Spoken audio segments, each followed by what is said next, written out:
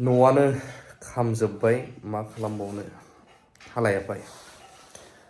लोगोसे मोनसे इम्पर्टेन्ट गोजोनथाव खौरांबो गोनां जायफोरनि थाखाय बिसोरनि थाखाय जोबनायाव। दा बिनि सिगां जोंहा मानगोनां इउनाइटेड फराम अफ एक्स एन डि पिनिफ्राय मानगोनां सारमोना माखासे फोसावनायखौ गोबाङा नुबाय, गोबाङा नुवाखै। दा बेफोरबायदि इनिसियेटिभा बर' हारिनि गेजेराव गोबां शेयार जानांगौ, बयबो जाहाथे मिथियो। बेखौ आं देखायग्रोगोन, बिनि उनावसो आं नोंथांमोननो बै इम्पर्टेन्ट खौरांखौबो होगोन आरो आंनि फारसेनिफ्राय दुखु गोनां खौरांखौबो नोंथांमोननो होगोन। नाथाय जोंनि समाजाव जों माखासे लोंनायफोरखौ नुदों, जाय लोंनायफोरा जोंनि फरायसाफोरखौ जौगानायाव हमथादों, जाय लोंनायफोरा जोंनि मोजां मोनसे न'खरखौ धंस खालामदों, जाय लोंनायफोरा दिनै सासे बिमा आरो बिफाखौ गावनि फिसाखौ दैदेननांगौ, गावनि गथ' गथायखौ बेंनांगौनिफ्राय दिनै गोजानाव दोनदों। बेबायदि लोंनायखौ जों बन्द खालामनो नागिरदों। बेवहाय जोङो मोनसे बाथ्राखौ जोङो फिल्डआव रायजोनि गेजेराव हाबनानै खामानि मावनानै जों गम मोनदों। जोंनि ओनसोलफोराव उइदाउट गभर्नमेन्ट लाइसेन्स जुमाय गोजा फानग्रा दखानफोर दङ। गोबां सकफोराव दिनै बेबायदि आड्डा मारिग्रा जुमायनि जायगाफोरा दिनै दङ।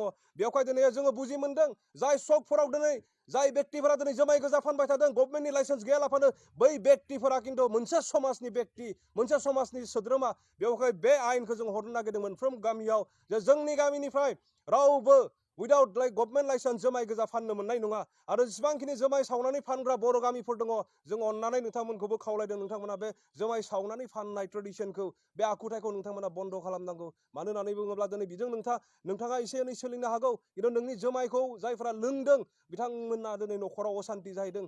जाय बेक्तिया दिनै नोंनियाव जौ लोंफैदों बिथांहा न'खर दङ, गथ' गथाय दङ, बे बाव गोमालांदों।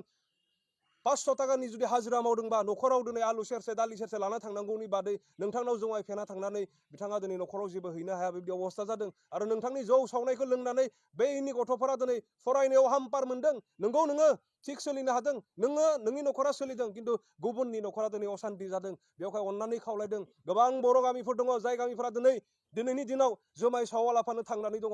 स' नोंथांमोनाबो दिनै बेबायदि थांखिफोरखौ ला, समाजखौ जौगाहोलांनायनि खामानियाव नोंथांमोनाबो हेफाजाब खालाम।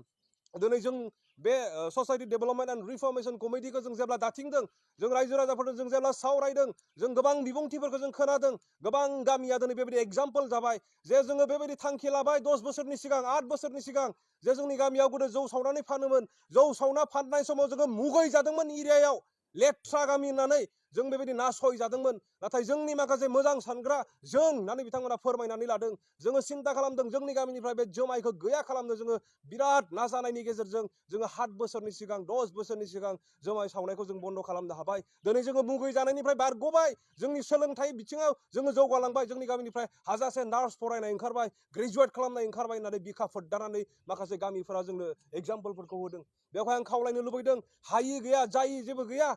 दिनै मोनसे बाथ्राखौ बुंनो नागिरो, जोङो गोदो गोदायनिफ्रायनो खालामबोबाय, जोङो बेखौ खालामाबा जों थांना थानो हाया होननानै नोंथांमोना बुंनो नागिरो। बेवहाय गुरै खावलायदों, जोङो जाथिखौ फोथांना लाखिनो थाखाय जिउ दान होबोदों जोंनि लोगोफोरा, बिथांमोनखौबो सिन्था खालामनानै नोंथांमोना बेबायदि जौ सावनानै फाननायखौ बन्द खालामनांगौ।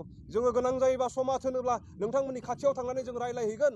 दिनै जौ सावनानै फानालाबानो मैगं बेफार खालामनाबो थांना थानो हायो। बहाबा बाजारफ्राव दिनै गय दखानफोरखौ होनानै थांनानै थानो हायो। बेजों दिनै नोंनि सिनायथिया साबसिनसो जाबावगोन। बेवहाय गुबुन बेफारफोरखौ दिनै हम, जोंनि मानसिफोरा दिनै बेफार खालामनो रोङा, जायनि थाखाय दिनै गुबुनफोरा जोंनि जायगायाव बेफार खालामफैगासिनो दङ। जायफोरा दिनै जौ सावनानै फानदों, नोंथांमोना गोरलै गोबां खामानिफोर दङ। बे गोजां बोथोराव दिनै जोंनो तुसक बनायनो, जोंनो लेब बनायनो दिनै गुबुन हादोरनिफ्राय फैनानै जोंनि जायगायाव दिनै लेबफोरखौ बानायना होफैदों। खामानिफोरा दिनै एभेलेबेल दङ। जुमाय सावना फानालाबानो जों बेफोरबायदि खामानिफोरखौ जुदि मावोब्ला दिनै तुसक गांसेनि दामा 1000-1500नि खम मोना। गान्दु मोनसेनि दामा दिनै 250-500नि खम नङा। बेफोरखौ दिनै जों मावनो हायो। जोंहा सर्सफोरा दङ।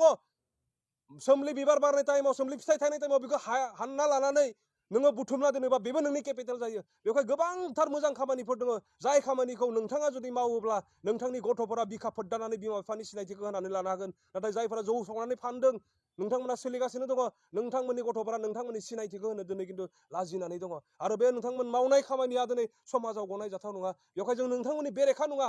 जों जिहेतु समाजा, हारिया बुहुमाव थांना थानांगौनि थाखाय जों जारिमिन सोरजिबोदों। बेवहाय अननानै नोंथांमोना सिन्था खालामफाफिनगोन। जों 100 बोसोर जाबाय जुमाय सावनानै सोलिबोनाया। दिनै जों जिबायदि जौगानांगौ जों जौगानो हायाखै। जों सोलायनायनि, जुमाय सावनानै फानालाबानो गुबुन खामानि मावनानै जोङो बांसिनैबो जौगानो हागौ। आरो जुदि जायाब्ला सावफाफिनगोन, माथो दङ। ट्राइ खालामनायनि बेवहाय बारग' एनडिबि आरो ससाइटि डेभेलपमेन्ट एन्ड रिफर्मेशन कमिटिया जि खावलायदों दिनै नोंथांमोना बे जिनिसखौ लाखिनांगौ। बेवहाय दिनैनि बे प्रेस मिटनि गेजेरजों जोङो माखासे SOP अर्थात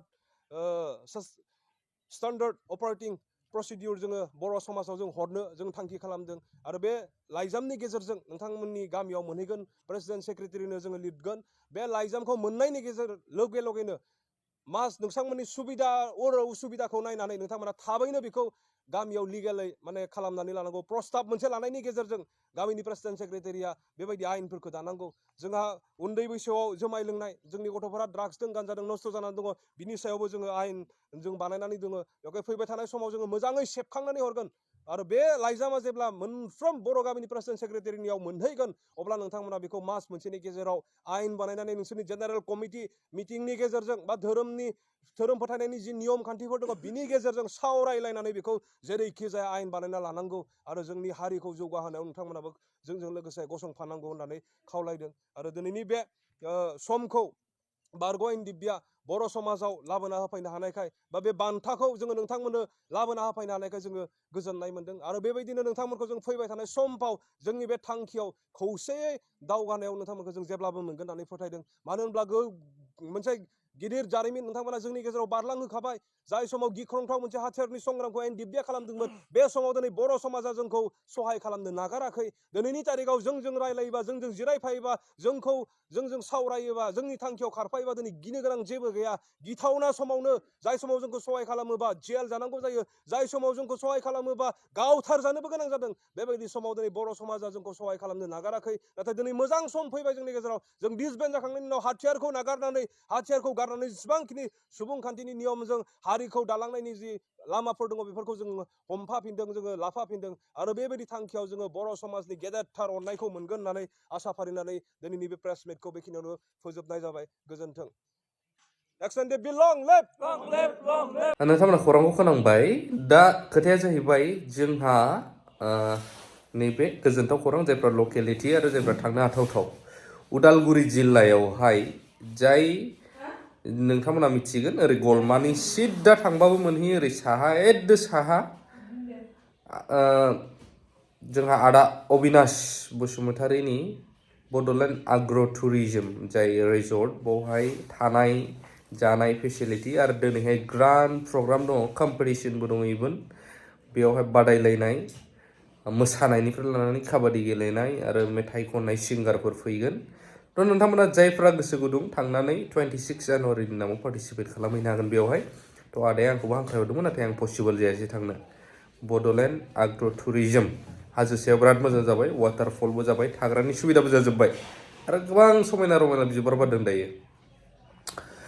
दुखु गोनां बाथ्राया बेसो जोंहा सुबनखातायाव मणि बर'नि आरो बिथांजों सासे न'आ बिराद गाज्रि खामदों। थ' गोबां लाख लाख रांनि खहा बे आरोना खौराङा। थ' खौराङा बेखिनियानो।